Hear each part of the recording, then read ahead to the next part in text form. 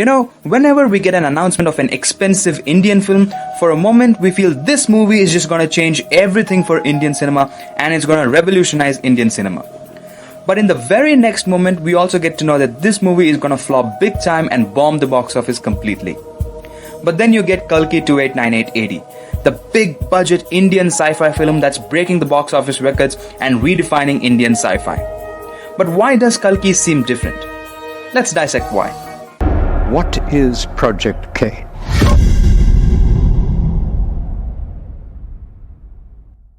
Now before we begin, here's a quick question. Is Kalki a masterpiece? Well, in my opinion, not quite. It has its own flaws here and there. But it gets several things right unlike its past attempts.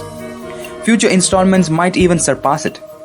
Still, Kalki leaves a mark, proving Indian cinema can deliver a stellar sci-fi. And here are the reasons why this movie works. The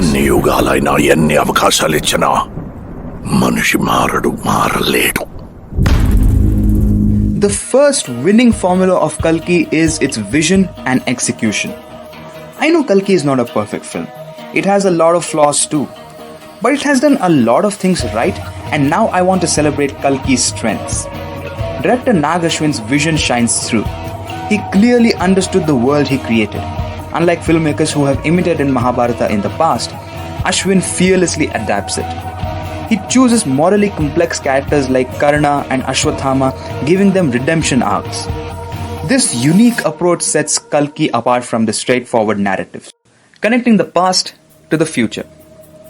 I have seen a lot of films where the story is set in a very post-apocalyptic world which is so advanced that we fail to connect with it.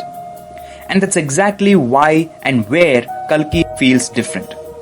Kalki's story begins with a familiar epic Mahabharata.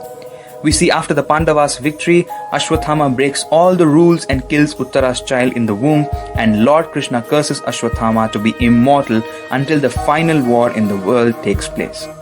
And Ashwathama must protect and make sure Kalki is born because Kali will try to stop the birth of Kalki. This sets the stage for the film's final journey, and a breathtaking montage unfolds, showcasing 6,000 years of history in just few minutes. From Hitler's rise to nuclear wars, it depicts humanity's self-destruction. This powerful sequence establishes the film's core philosophy.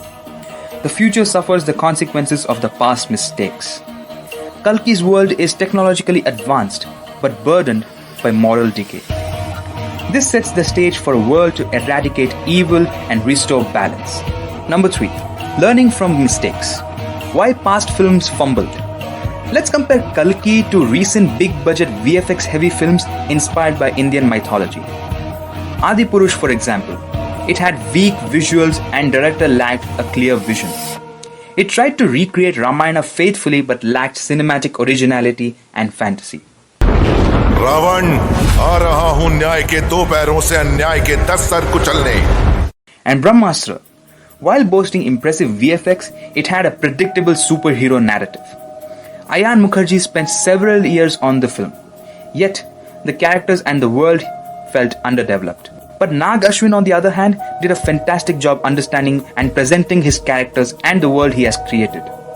You could see that in every frame of the movie, from the set designs to the dialogues and the makeup, you could see what Nag Ashwin tried to convey.